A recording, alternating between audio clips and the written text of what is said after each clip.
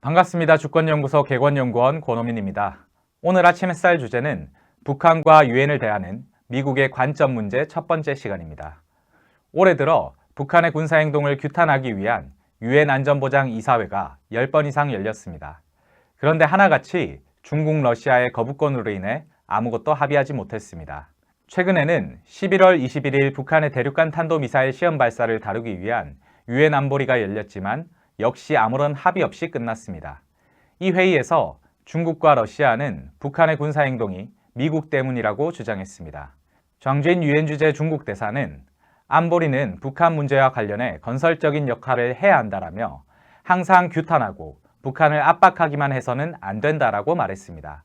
또 북한이 대화로 복귀하려면 미국이 신의를 보여야 한다면서 군사훈련을 중단하고 대북 제재를 완화하는 등 구체적인 조처를 해야 한다 주장했습니다.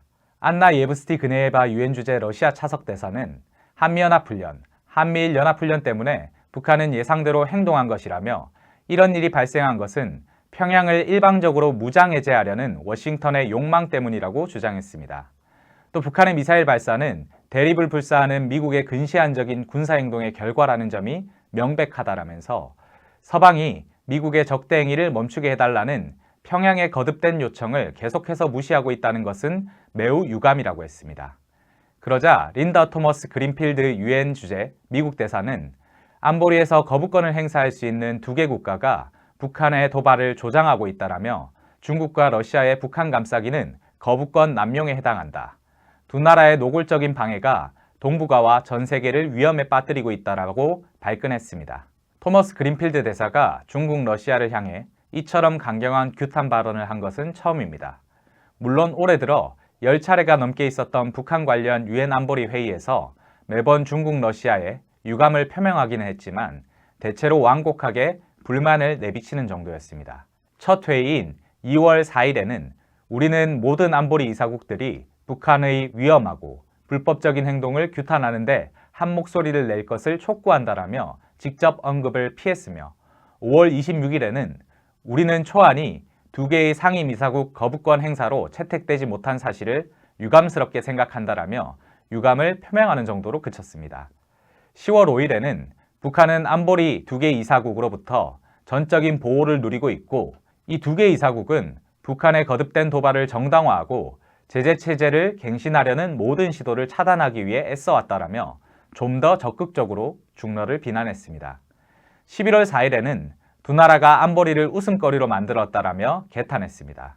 유엔 공간이 아닌 미국 내에서는 좀 더 일찍부터 강경한 목소리가 나왔습니다.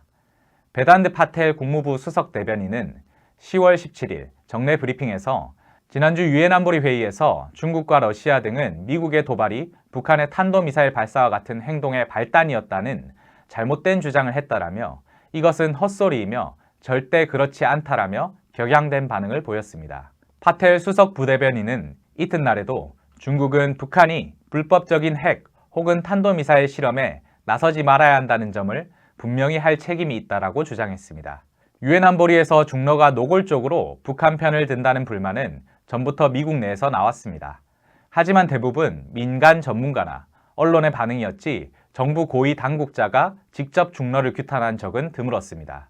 이렇게 보면 미국의 최근 반응은 중러에 대한 실망이 분노로 커지고 있음을 보여줍니다.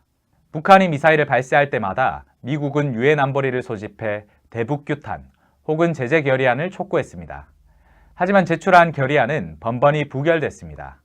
그렇다면 그 책임은 누구에게 있겠습니까? 당연히 미국입니다. 미국은 자신의 요구가 왜 번복해서 부결되는지 원인을 찾고 대책을 세웠어야 합니다. 하지만 그러한 과정도 없이 무작정 결의안 제출만 반복하면서 왜 통과를 안 시켜주느냐며 중러를 비난해봐야 어린애 떼쓰는 모양 그 이상도 그 이하도 아닙니다. 마치 매번 선거에 떨어지면서도 후보에 등록하고는 또 상대 후보 때문에 떨어졌다고 투덜대는 것이나 마찬가지입니다. 원인은 자신에게 있는데도 책임지기 싫어서 남 탓을 하는 것입니다. 미국 내에서도 미국이 중러 탓을 할 자격이 없다는 지적이 나오고 있습니다. 트럼프 행정부는 대놓고 대북 제재를 이행하지 않았고 바이든 정부도 대북 제재 이행에 소극적이라는 이유에서입니다. 특히 조지 로페즈 전 유엔 대북제재위원회 전문가 패널 위원은 트럼프 행정부는 불행하게도 유엔 안보리 결의에 명백히 위배되는 북한의 단거리 미사일 실험을 안보리에 상정하지 않았다라고 지적했습니다. 한편 중러가 유엔 안보리에서 협조하지 않아 북한이 마음 놓고 미사일을 쏜다는 분석도 과학적인 주장은 아닙니다. 이 주장이 맞으려면 중러가 미국과 함께 북한의 미사일 발사를 규탄했을 때는 북한이 중러의 눈치를 보며 미사일 발사를 자제했어야 합니다.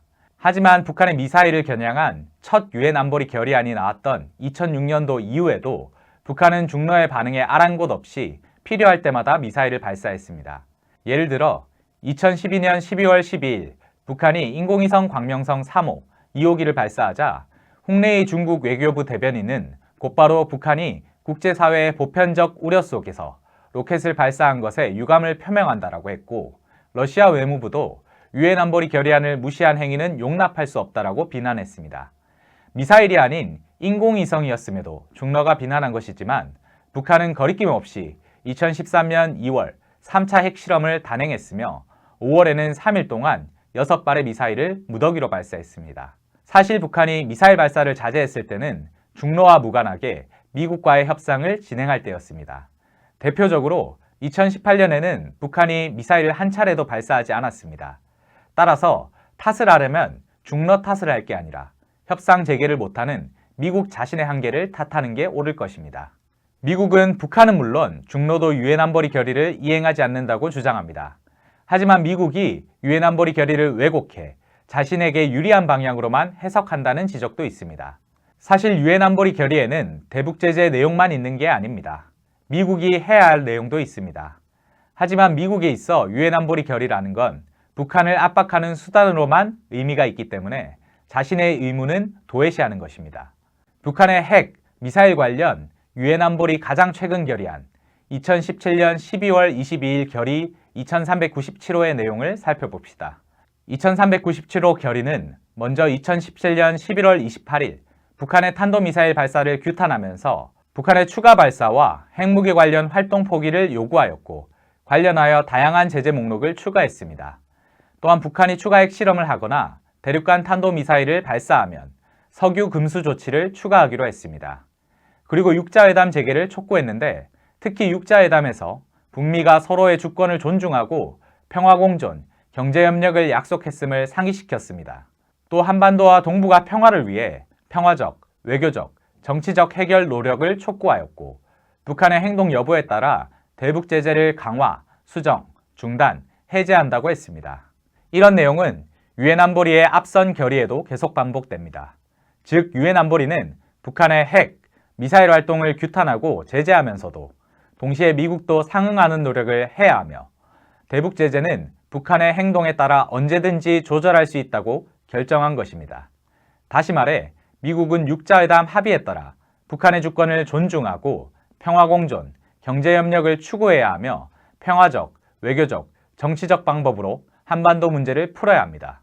또한 북한이 핵실험이나 탄도미사일 발사를 중단하는 등 유엔 안보리 결의를 준수할 경우 제재를 수정, 중단, 해제해야 합니다. 이렇게 보면 한미연합훈련이 북한의 미사일 발사를 불렀습니다. 대북 압박을 중단해야 한다. 대북 제재를 완화해야 한다는 중러의 주장은 유엔 안보리 결의에 전적으로 부합하게 되는 것입니다. 그러나 미국은 유엔 안보리 결의 내용 가운데 북한에 요구하는 것만 강조할 뿐 자신과 유엔 안보리가 해야 할 부분은 언급조차 하고 있지 않으며 전혀 이행하지 않고 있습니다. 첫째, 미국은 북한의 주권을 존중하지 않았고 평화공존, 경제협력을 추구하지도 않았습니다.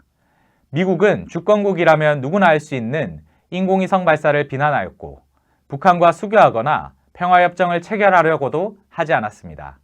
아예 대놓고 정권 교체를 추구한다고 공개적으로 드러내기도 했습니다.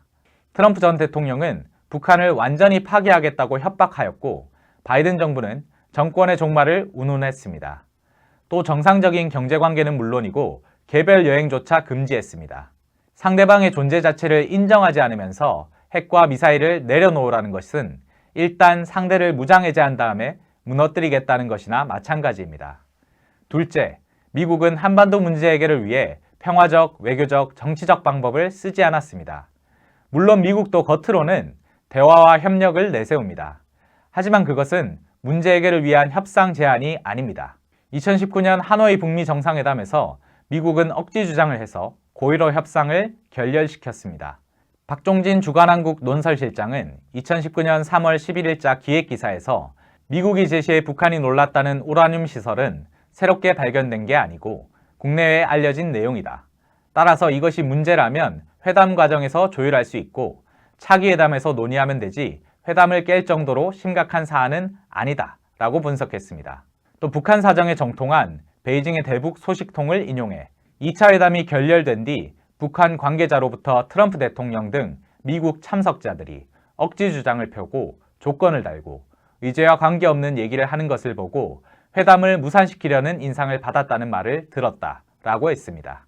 애초에 미국은 억지 주장을 하면서 북한을 무릎 꿇리거나 시간을 끄는 게 목적이었지 협상을 통한 한반도 문제 해결은 안중에도 없었습니다.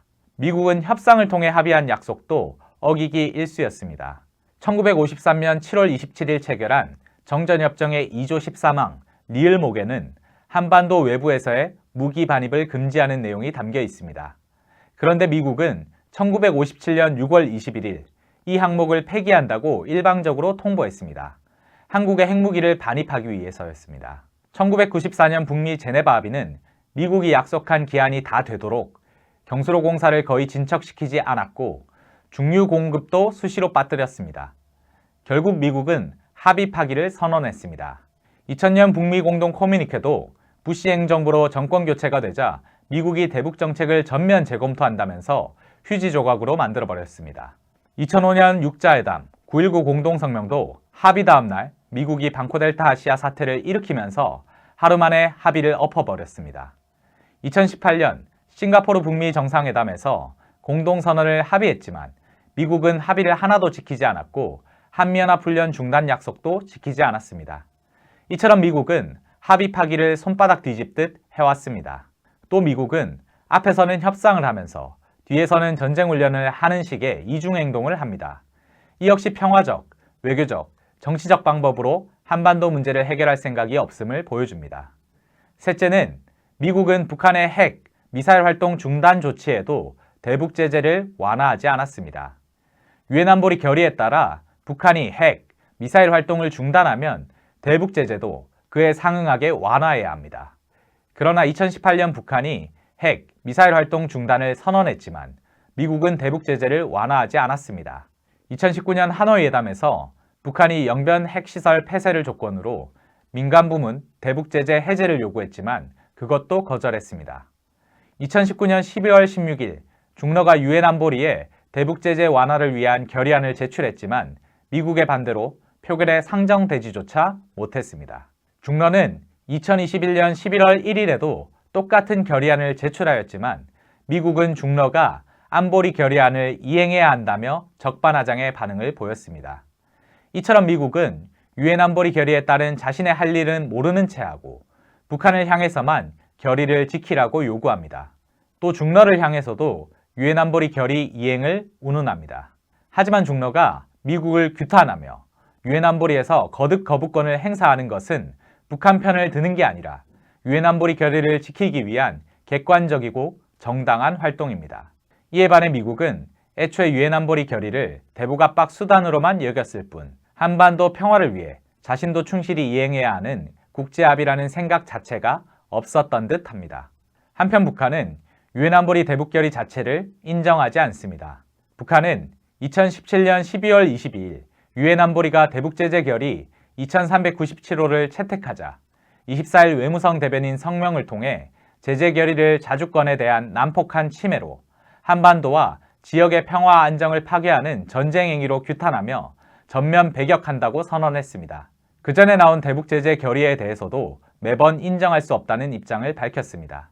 북한은 유엔 안보리 결의 자체를 인정하지 않기 때문에 자신이 이를 따르지 않을 뿐만 아니라 미국에도 이행을 요구하지 않습니다. 다만 2018년 싱가포르 북미 정상회담 공동 합의문은 자신도 이행하였고 미국에도 이행하라고 요구합니다. 자신들이 인정한 것만 미국에 요구하는 것이니 이것 자체는 합리적이지 않다고 볼 수 없습니다. 오늘 아침 햇살은 여기까지입니다. 시청해주셔서 감사합니다. 2018년 세 차례 남북 정상회담이 있고 나서 김정은 국무위원장을 직접 만나본 사람들의 여러 이야기를 들을 수 있었습니다. 하지만 한 사람을 한두 번 만나서 그 사람의 참모습을 다 알기란 쉽지 않습니다. 여기 김정은 국무위원장과 오랜 시간 함께한 친구들의 이야기를 들어봅시다. 그것도 무려 외국인 친구입니다. 김정은 국무위원장의 스위스 유학 시절 단짝이었던 주앙 미카엘로, 김정은 국무위원장의 생일에 축하 노래를 불렀던 코트의 악동 데니스 로드먼, 김정은 국무위원장이 어린 시절부터 함께 지낸 요리사 후지모토 겐지, 이들이 전하는 김정은 국무위원장의 숨겨진 면모 그리고 우정을 만나보세요. 김정은 국무위원장과 친구들, 주요 서점에서 만나볼 수 있습니다. 도서출판 615